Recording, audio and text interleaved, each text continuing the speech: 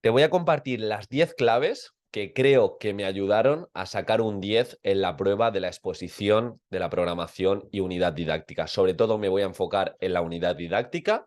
De hecho, lo voy a actualizar y el vídeo se llama 10 claves para exponer tu unidad didáctica al OMLOE y sonar diferente, pero con el sentido curricular, el sentido en cuanto a evidencia científica. Así que quédate hasta el final porque estoy seguro que te va a venir muy bien este vídeo. Por otro lado, decirte que ayer presentamos el curso de creación y exposición de la unidad didáctica. Es ese curso que ya hicimos anteriormente y le funcionó muy bien. De hecho, muchos opositores que pasaron por él sacaron notas excelentes en la exposición. Ahora lo estamos mejorando, lo estamos actualizando en todo lo que comporta el desarrollo curricular LOMLOE.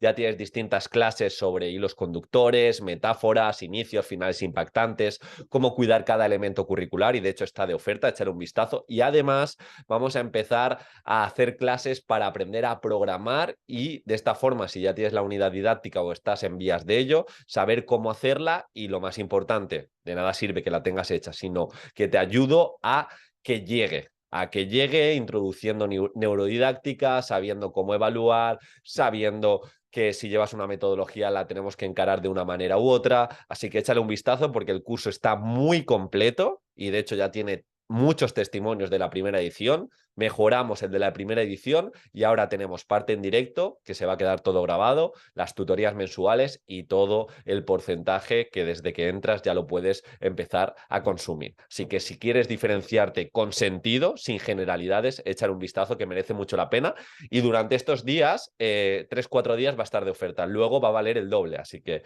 te recomiendo que le eches un vistazo. Dicho esto, vamos a empezar con las claves.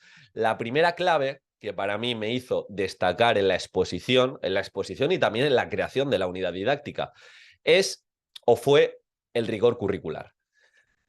Te vas a encontrar que muchos opositores se centran únicamente en decir la ley de carrerilla, no tengo tiempo y me he basado en LOE, LOMLOE, Real Decreto, en mi decreto, en esta instrucción.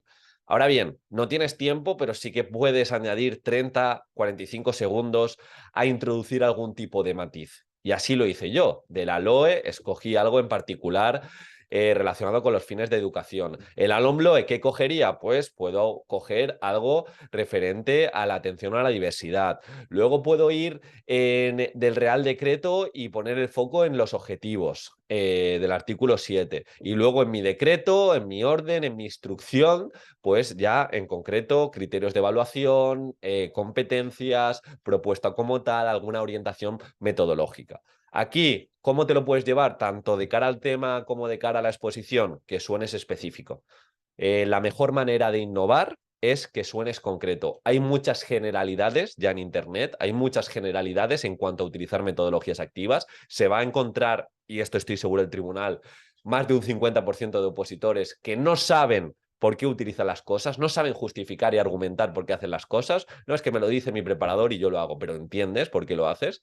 Y creo que desde ahí es una buena forma de diferenciarte. Segundo punto, rigor. Tenemos el rigor curricular para programar, son las reglas del juego y ahora rigor en cuanto a psicología cognitiva y neurociencia. Es uno de los puntos, de hecho, que más me gusta de mi formación. Es acercar al docente que va a hacer una exposición lo que dice la ciencia y presentar y vender la metodología a través de lo que dice la ciencia. Presentar y vender la evaluación formativa a través de lo que dice la ciencia y lo que dice el currículum.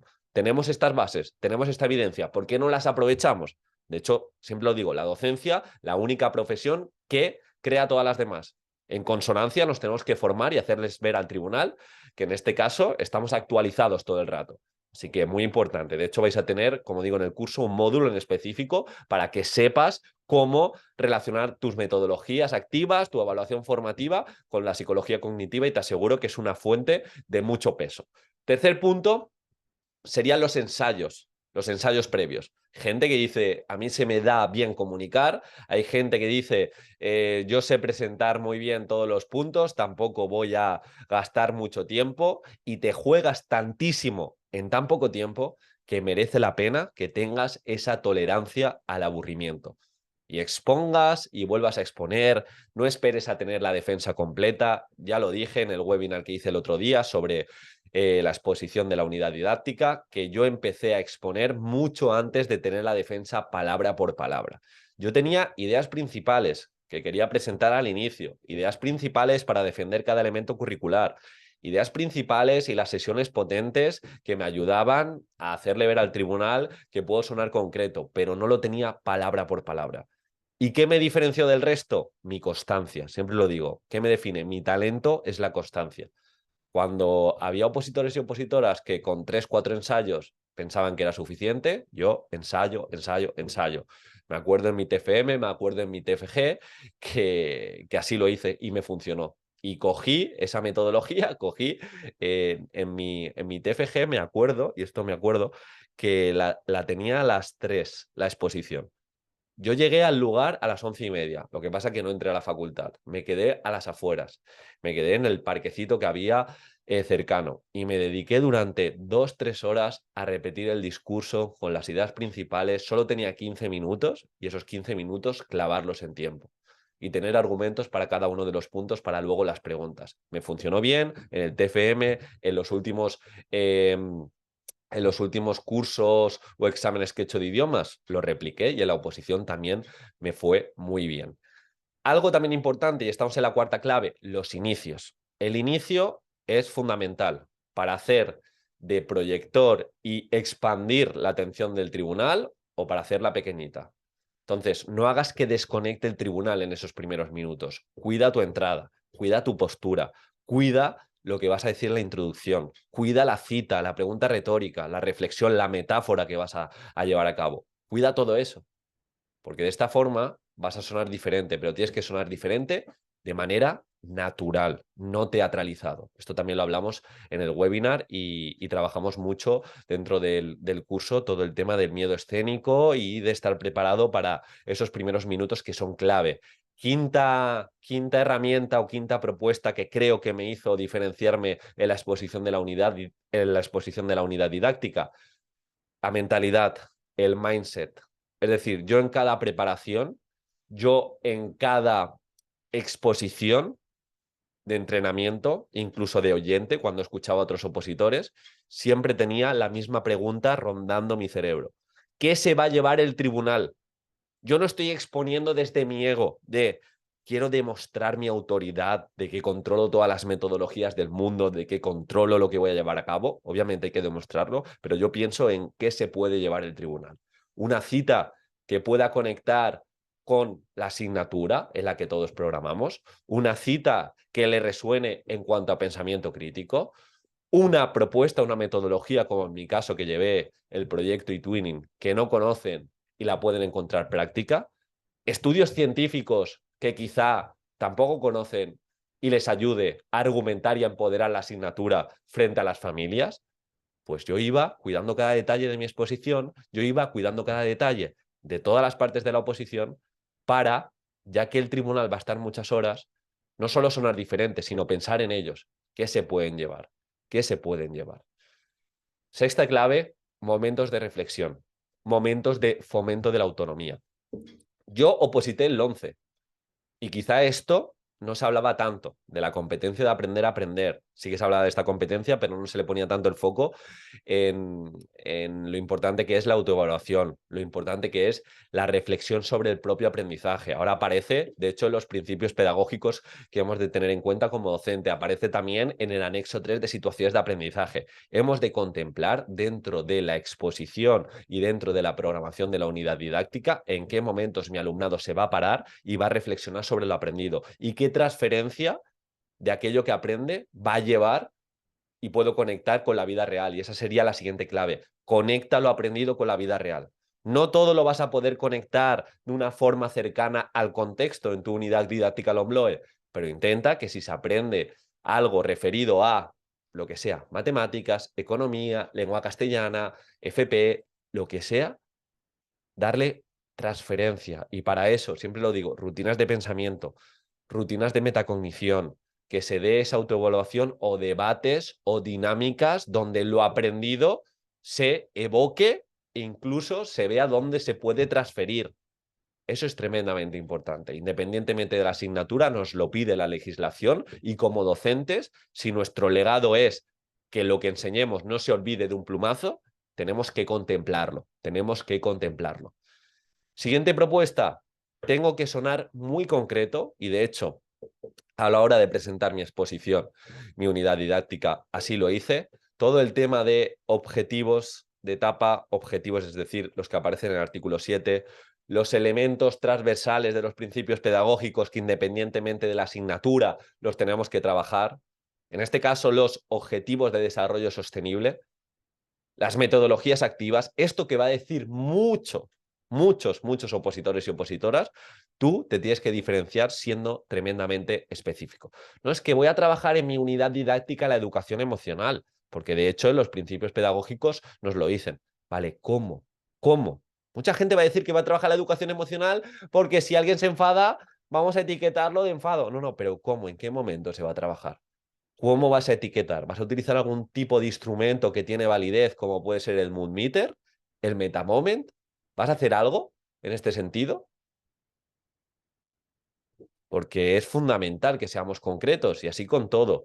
Nos dice sostenibilidad o igualdad. A través de mi unidad didáctica, la metodología, voy a llevar a cabo igualdad porque voy a hacer agrupaciones mixtas. No vale, no solo eso.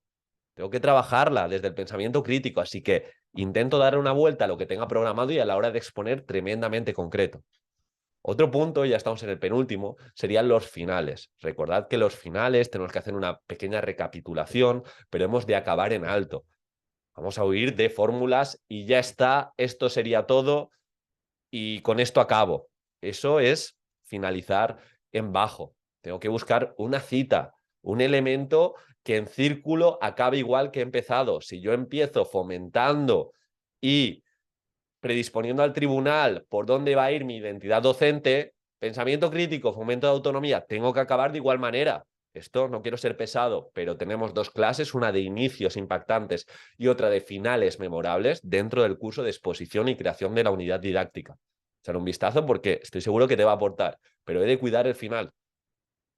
Yo me acuerdo que el final no lo tenía claro, pero de practicar tantísimo, un poco de ir buscando la coherencia en cada uno de los puntos, en uno de mis ensayos en casa, me vino una cita que había escuchado esa semana y esa cita tenía que ver con el fomento de la autonomía. La utilicé y yo siempre acababa con esa cita y acababa en alto, pero cuidado con las fórmulas que he comentado anteriormente. Y por último, muy importante, que no hacen la mayoría de opositores, la mayoría de docentes, es sentarse, parar el piloto automático y pensar en el legado y, más importante, en la identidad que tenemos como docente. Es decir, ¿qué quiero transmitir a mi alumnado más allá de los contenidos? ¿Con qué casa más mi forma de enseñar? Quiero sobre todo preparar en ciudadanía, en que sean buenos ciudadanos. Quiero sobre todo poner más el foco en educación emocional. Quiero sobre todo fomentar la autonomía. Quiero sobre todo que se trabaje el pensamiento crítico más transversal y de manera más recurrente. ¿Qué quiero transmitir a mi alumnado? Y eso se empieza por la postura, se empieza por la predisposición, se empieza por la pasión y se acaba por tener el mensaje claro. Y un bonus extra, me tengo que sentar y tengo que ver cuál es el legado docente que quiero dejar. Y eso va a depender de vosotros y vosotras. Pero un bonus extra es que hemos de transmitir con pasión, sin teatralizar, sin dejar de sonar natural, pero se tiene que ver esa pasión, que somos parte del cambio, que no, con los cambios legislativos no se puede hacer nada, con las ratios no se puede hacer nada. No, no, en la oposición tenemos muy poco tiempo, no nos podemos quejar. Tenemos que igual preparar el terreno de hay problemas en cuanto a educación emocional, hay muchos problemas en el día a día, familias, alumnos que cada vez van más al psicólogo. Bien, está perfecto, pero yo voy a ser también parte de esa solución. Entonces, espero que te haya aportado este tipo de vídeos. Échale un vistazo si aún no lo has hecho para aprovechar la oferta a mi curso de exposición y creación de la unidad didáctica. Creo que está muy mejorado respecto al año pasado y ya sacaron muchas opositoras y opositores plaza. Y cualquier duda respecto a la exposición, respecto a programación, respecto a creación de la unidad didáctica, déjala en los comentarios. Ya sabes que estoy ahora últimamente muy activo en los vídeos y en el podcast y nos vemos mañana. Un súper abrazo.